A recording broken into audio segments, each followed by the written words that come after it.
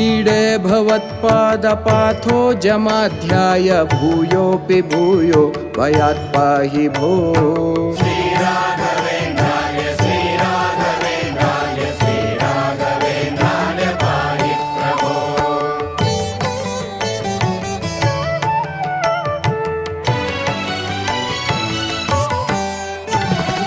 उग्रं पिशाचादिकं द्रावयित्वाशु सौख्यं जनानां करोषि शभो।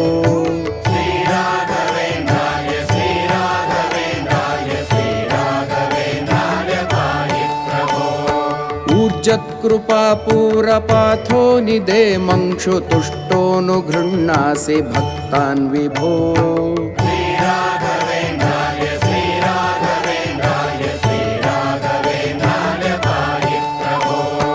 ऋजूतम